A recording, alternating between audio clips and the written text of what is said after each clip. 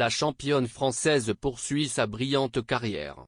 Après avoir été sans doute la tenniswoman la plus influente du circuit français, elle devient une coach à la renommée mondiale, avant de terminer à la tête de Roland-Garros, comme présidente. Un parcours épatant pour celle qui regrette, aujourd'hui encore, que son genre fasse plus parler que ses Amélie Mauresmo, invitée dans cet À vous. Anne-Elisabeth Lemoine et ses chroniqueurs ont eu le plaisir de recevoir l'ancienne championne. Une occasion parfaite pour parler avec elle de sa récente nomination comme présidente d'un des 4 tournois du Grand Chelem, les internationaux de France à Rome. Elle succède ainsi à Guy Forget.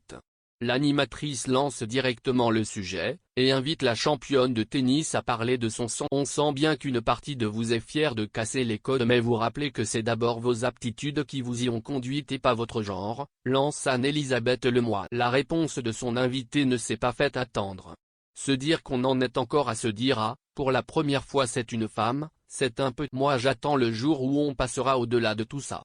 On ne parlera plus de genre mais on parlera d'aptitude, peut-être que dans quelques années on se retrouvera et on parlera d'autres choses. Amélie Mauresmo aimerait donc marquer l'histoire non pas car elle est une femme, mais par l'excellence de son travail. Fière de son parcours, elle veut mettre en avant le fait que c'est son professionnalisme qui l'a aidée à devenir présidente, et non pas un éventuel mouvement post-méto qui pousse à nommer une femme pour le simple fait qu'elle serait. La question du genre n'a, selon elle, rien à faire dans le débat. Des critiques sexistes ont touché Amélie Mauresmo. La championne de tennis n'est pas dupe.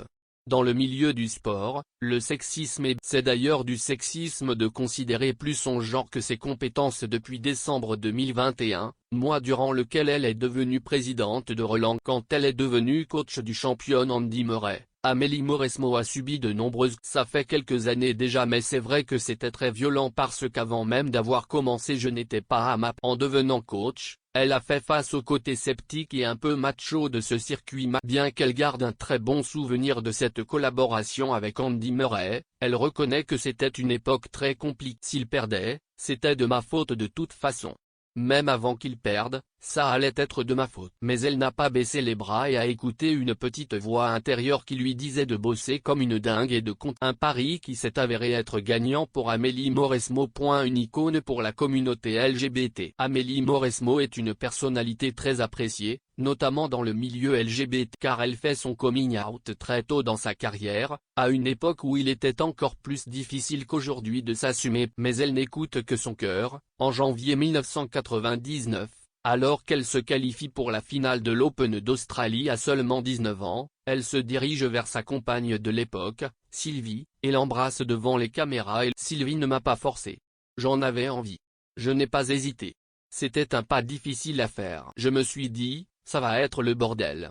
Et j'ai pensé que cela pouvait aider certaines personnes, bien que je n'ai aucune envie d'être le porte-parole de quoi que sauf de la tolérance, explique-t-elle dans les colonnes de Paris Match. La championne est cependant consciente qu'elle ne pourrait sans doute pas faire son coming out de la même manière aujourd'hui. Toujours dans les colonnes de Paris Match, mais 20 ans plus tard, elle accepte de revenir sur ce moment fort et sur son ressenti. J'hésite, tsunami, ouragan. Et il n'y avait pas les réseaux sociaux. Je me souviens d'un déferlement auquel je n'étais pas préparé, un mélange de violence et de soutien. Si elle n'a pas de regrets, elle avoue dans 20h30 le dimanche sur France qu'elle le ferait aujourd'hui si elle le pouvait, mais différemment, moins brutalement.